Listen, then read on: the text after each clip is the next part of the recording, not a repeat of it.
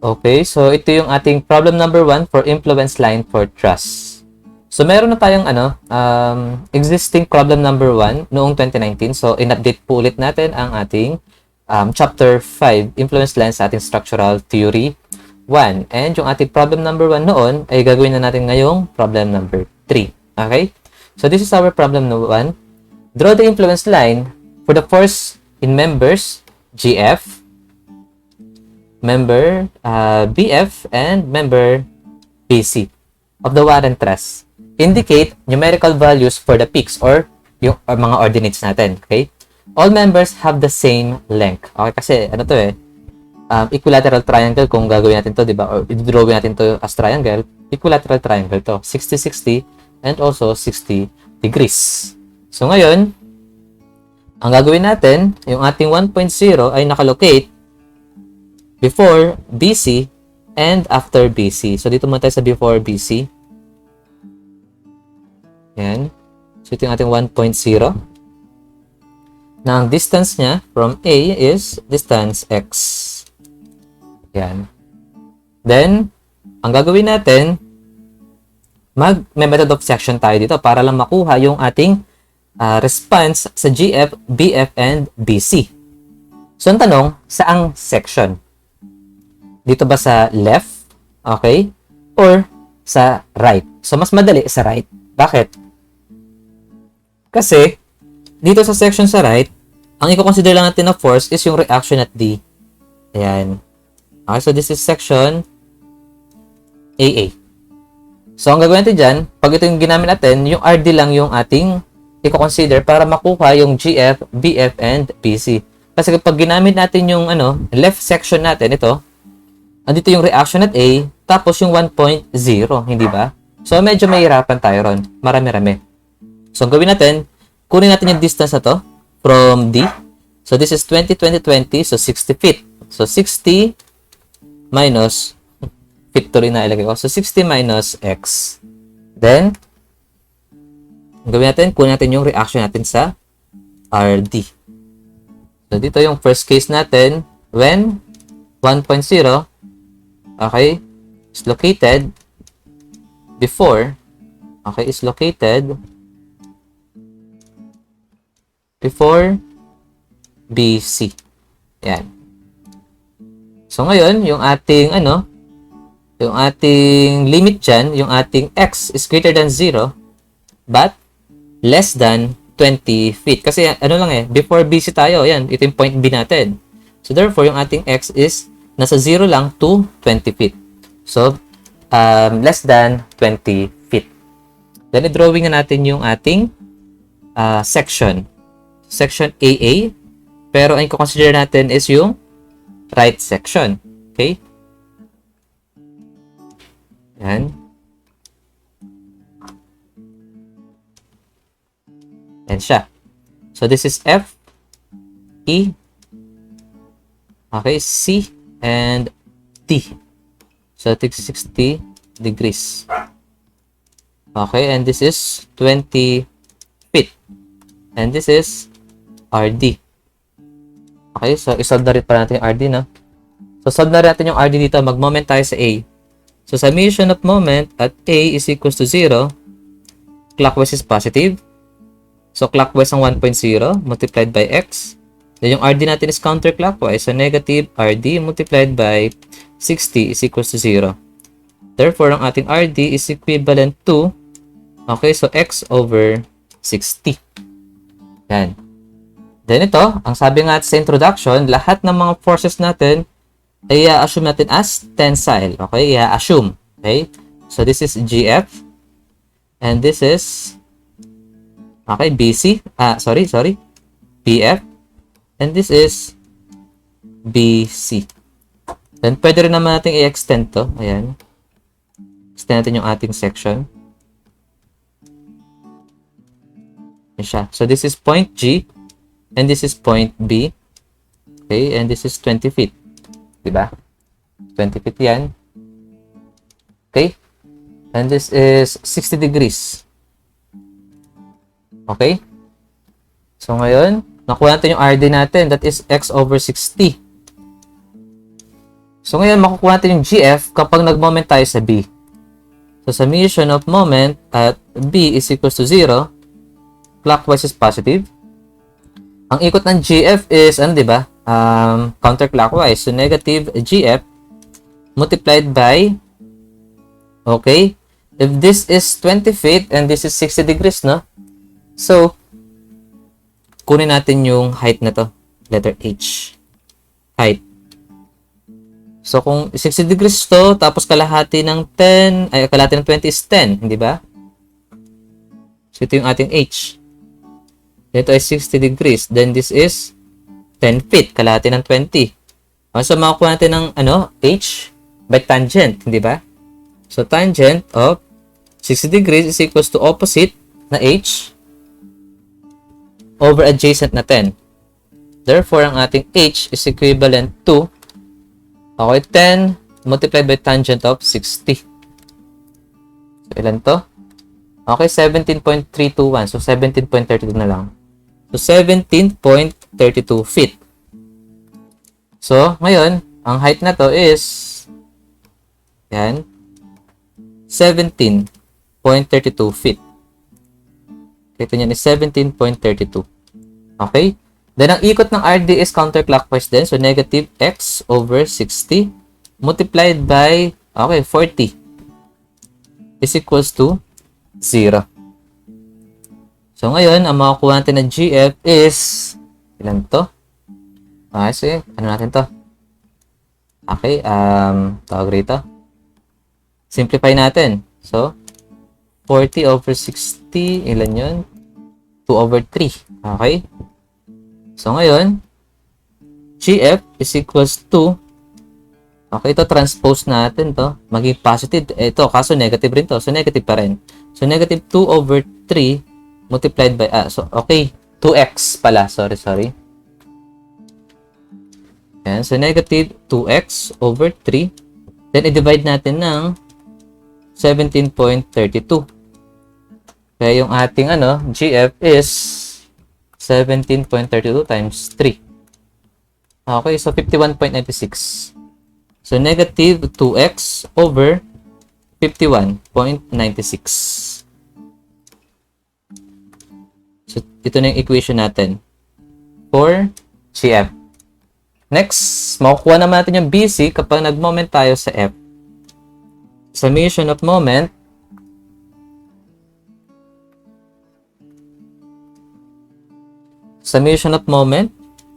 at F is equals to 0.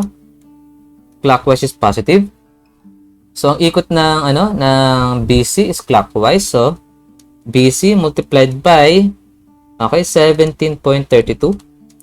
Then, ang ikot ng, ng RD papunta sa F is counterclockwise. So, negative x over 60. Then, multiplied by, ilan to? 20 plus kalahati ng 20. So, 10. So, 30, no? Ayan. Is equals to 0. So, simplify na natin to. Ito niyan is 2, hindi ba?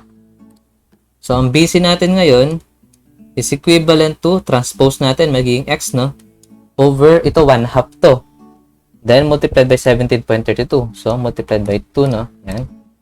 So, 34.64. So, x over 34.64. Yan. Next. Okay, yung BF, masasolve rin natin yan. Kasi yung BF, siya lang yung nag-iisang vertical, no? So, by simple summation of forces vertical, makukuha natin yung BF natin. So, summation of forces vertical is equals to 0. Okay, upward is positive. So, negative BF. Then, ano ba to? Okay, so, kailangan natin itong di ba? Ito kasi yung BF, no? So, ganyan dapat para makuha natin yung slope niya. Yan. Na kung saan, ito ay kalahati ng 60. So, 30 degrees. Okay? So, yung vertical niya, ito yung vertical ng BF, Ito. Is adjacent. Okay? Adjacent siya kay, kay 30 degrees. Ito.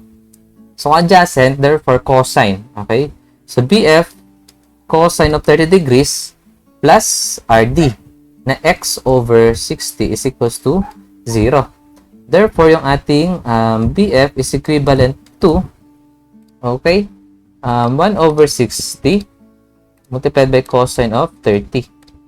So, ilan yan? Oh, okay. So, x, okay, square root of x is square root of 3 over 90. Kailang, square root of 3 multiplied by x over 90. Decimal na nga naman. Okay? Pag decimal kasi, ito, 0.019. 0.019x. Yan. Okay? So, makukuha na natin yung yung ating ordinate para sa GF, BF, and BC. So, X, then GF, BF, and BC.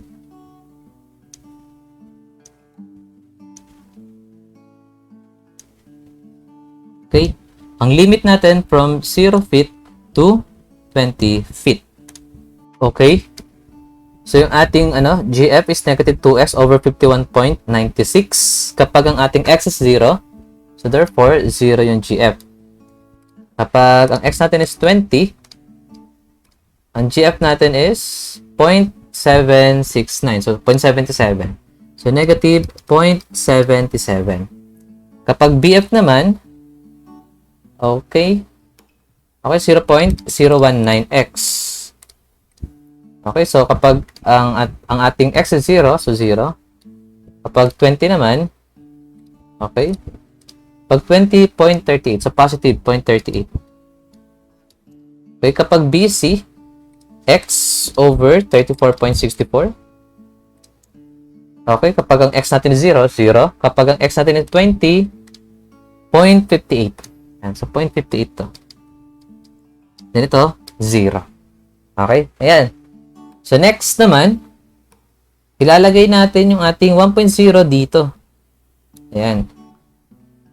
Okay. Ano naman, after BC. So, ito yung ating 1.0.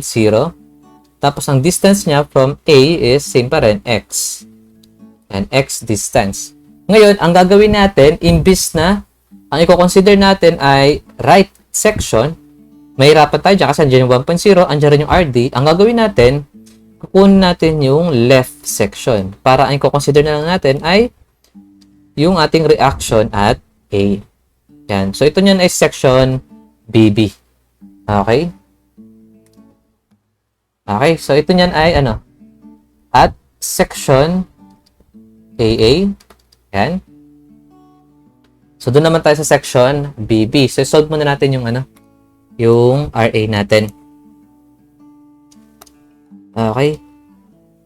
So, summation of moments. Sa tayo mag-moment, sa D na lang. Okay. So, moment is equals to 0. Yan.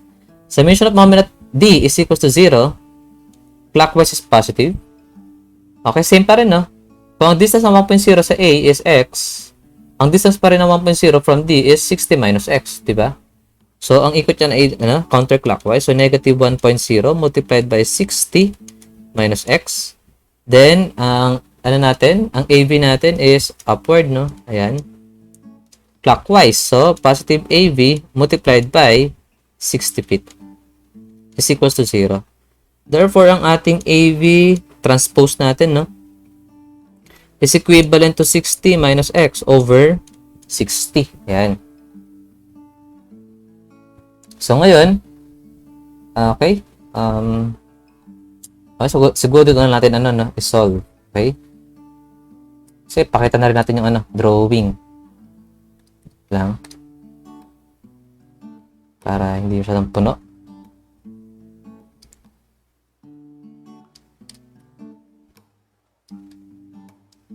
Ayan. So, ang gawin natin, i-copy na lang dito sa next page. Okay? Okay, so, ito na ating AV. I-drawing natin yung section BB. So, when 1.0 is located after BC. And pupunta tayo sa section BV natin. Yan. So, ang limit natin ngayon ay, okay, ang x natin is greater than what? Kasi lumagpas tayo sa BC. After BC na tayo. So, ang ating limit is greater than 40 but less than 60. Yan. Okay? So, ngayon, yung section BV. Okay. Oops. Yan. Okay, so this is A, this is B, and this is G. Okay, and this is 20 feet. Okay, yung AV natin is, okay, so 60 minus X over 60. Then, tensile ulit dito. GF, BF, and BC. Then, extend rin natin ulit yung ating section.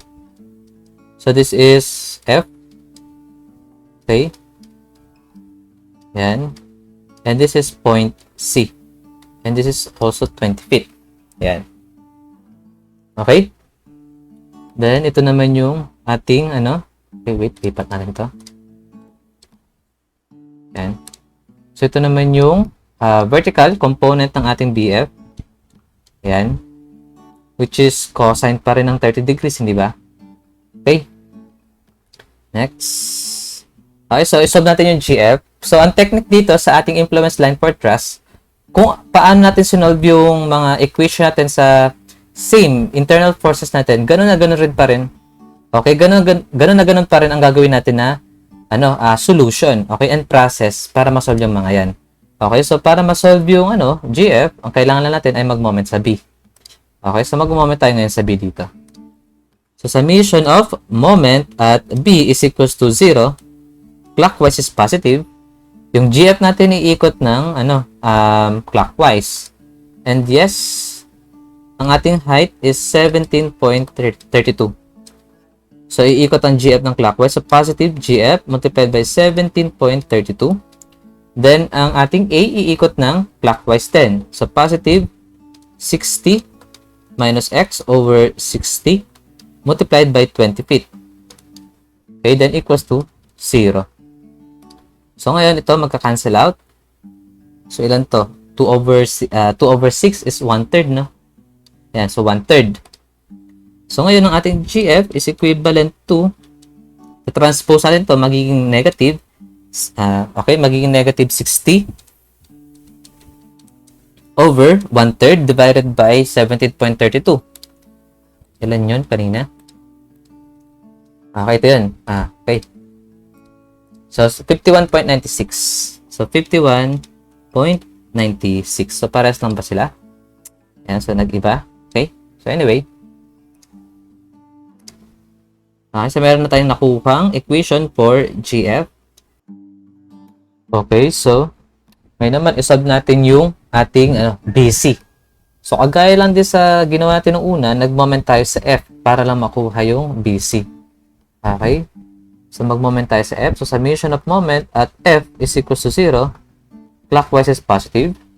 Okay? Dito sa F. Ang ikot ng BC ay counterclockwise. So, that is negative BC multiplied by height na 17.32. Then, ang ikot ng AB is clockwise. That is positive. Okay? Positive 60 minus X over 60 multiplied by, so since sa F tayo, okay, ang distance na is 20 plus kalahati ng 20 rito, so that is 30. Okay, then equals to 0. Then simplify natin to. So this is 1/2. Okay, so 1/2 na yan. Kung 1/2 yan, then transpose natin ng BC. Okay, so ito niyan ay 1/2 of 60 minus X, then divided by 17.32. So, 17.32 multiplied by 2. So, 34.64. So, ang ating BC niyan is 60 minus X over 34.64. Yan. Okay? Next, yung BF naman natin, makukuha yan by summation of forces vertical.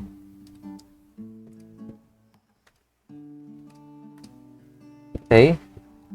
So, by summation of forces, vertical is equals to 0. Upward is positive.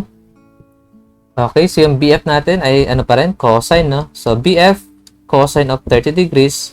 Then yung ating AB is positive din. So, positive 60 minus x over 60 is equals to 0. So, decimal lang din to, hindi ba? So, decimal, 1 over 60, no? So, 1 over 60 cosine of 30 degrees. Ayan. So, 0.019. And, kapag transpose to, negative. So, negative 0.019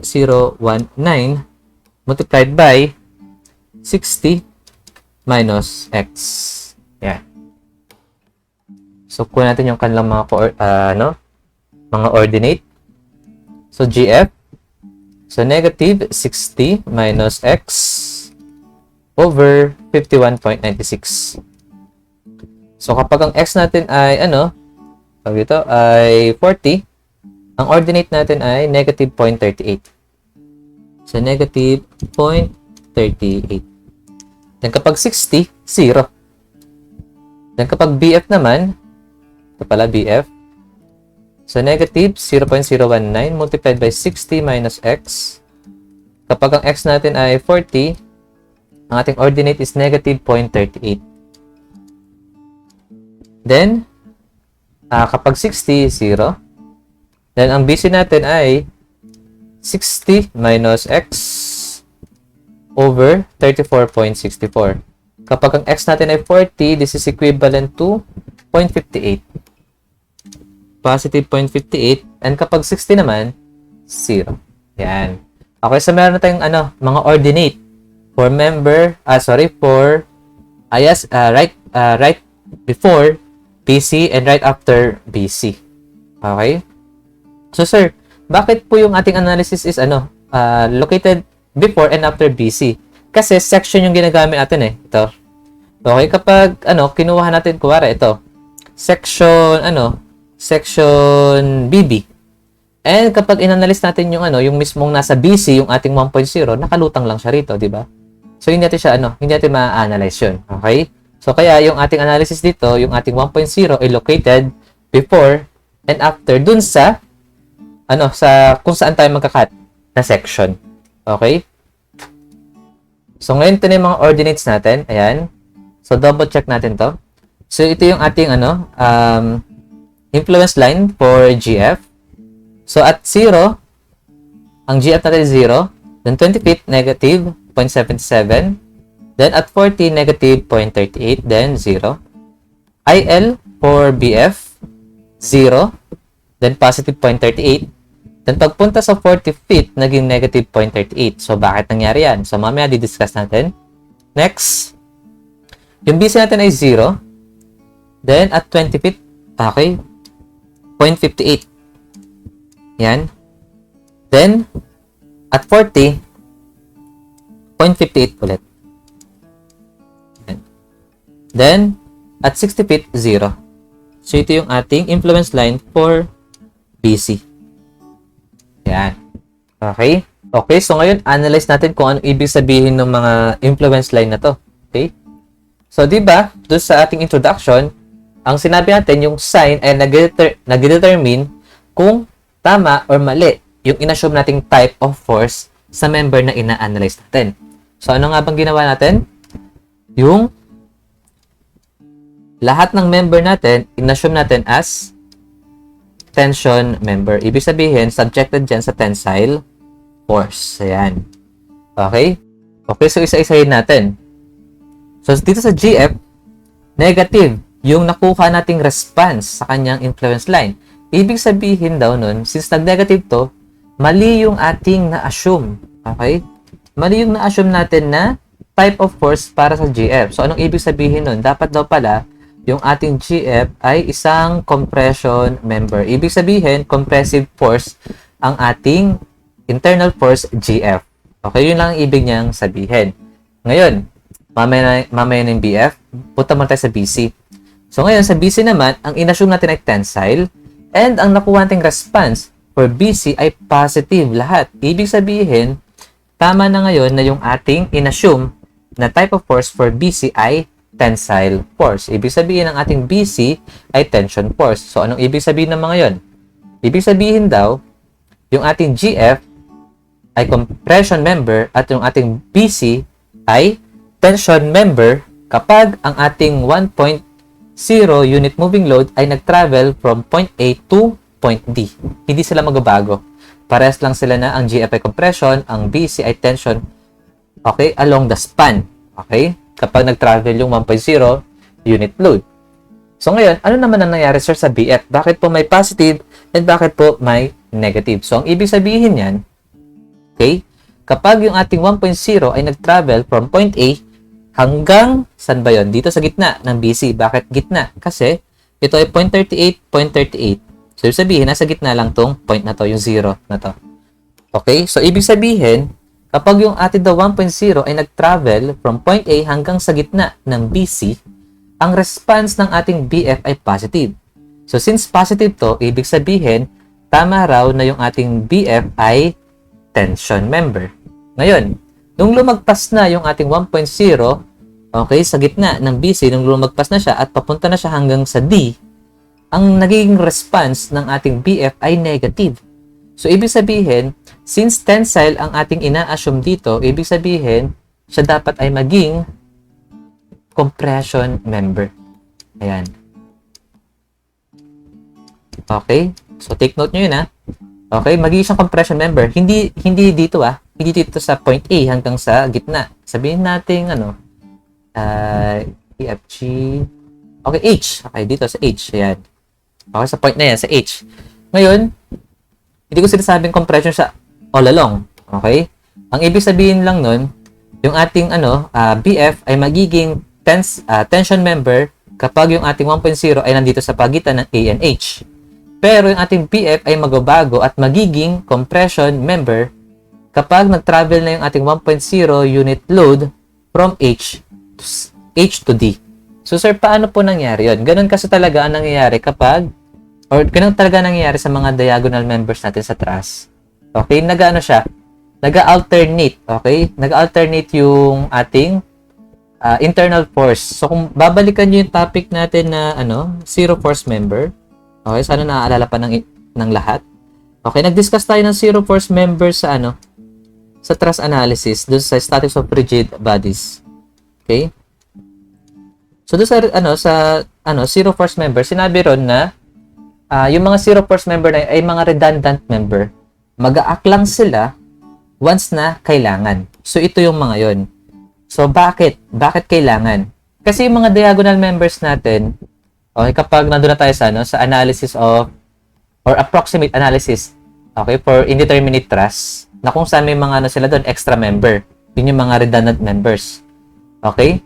Kapag kasi, yung isang member ay subjected sa compressive force, yung ating diagonal member ay kino-consider as zero carrying member. Okay, kapag meron naman siyang dadalhin pero kasi hindi kasi yun yung purpose ng mga diagonal members. Ang malakas, okay? Or kaya ang purpose ng mga diagonal members natin ay to resist tensile forces. Yun. Ngayon, kung magiging siya, compressive force, ibig sabihin, parang lang siya, zero carrying member. Okay? So ngayon, kung naging compression siya, magiging zero carrying member siya niyan. So, sino yung sasalo nun?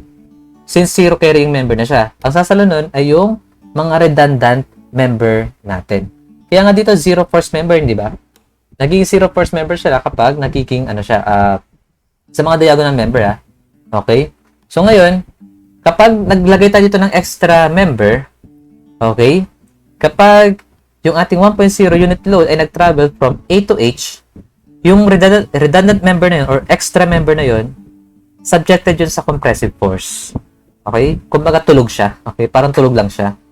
Then, nung magka-travel na yung ating 1.0 unit load from point H to D. Okay? Yung ating member BF, okay, yung ating member BF ay magiging compressive force na. Or yung ating member BF ay magiging compression member na. So ngayon, yung extra member, siya na ngayon yung magdadala ng tensile force. So siya ngayon yung magiging tension force. Kaya yung mga redundant members natin sa truss, hindi siya basta basta design lang, or hindi natin siya basta-basta pwedeng i-eliminate or tanggalin kasi meron siyang purpose. So, yun nga, sabi dito sa zero force member, mag-a-act sila when necessary. Okay? Kapag kailangan. And ganoon naman talaga ang nangyayari. And isa to sa mga patunay na kailangan natin ng tawag ito, extra member. Okay? Although ito, statically determinate naman siya and stable, wala naman tayong problema doon. Okay? Pero, sabi ko nga doon sa discussion natin sa structural theory, sa stability and determinacy, mas maganda pa rin yung mga indeterminate structure kasi, mas maraming member na magsasalo or magre-resist dun sa mga effects ng forces natin. Okay? So, dito naman, okay lang naman yan. Okay? So, ang pinakita lang natin dito or yung pinaparealize lang natin dito sa influence line is yung ating mga diagonal member, ganito yung kanyang behavior. Okay? Or response na nagiging nagiging tension member, then bigla magiging siyang compression member. Kaya huwag kayong magtaka na yung mga diagonal members natin, kapag nakita nyo sa ibang example, na yung kanilang mga influence line ay nagiging positive to negative or kabaliktaran, negative to positive. Okay? So, sir, possible rin po ba na na yung ating mga top chord and bottom chord ay magiging ganun rin, positive to negative and negative to positive? Okay, so it depends pa rin naman pero sa lahat ng mga nasa-solve namin noon, mula pa nung nagtuturo ko ng face-to-face, karaniwan yung ating top chord and bottom chord is isa lang ang type of force. It's either tension member or it's either compression member lang yung mga member na yun. Okay? Okay. So yan, ito yung ating problem number 1 for influence line for trust. So thank you for watching. Bye.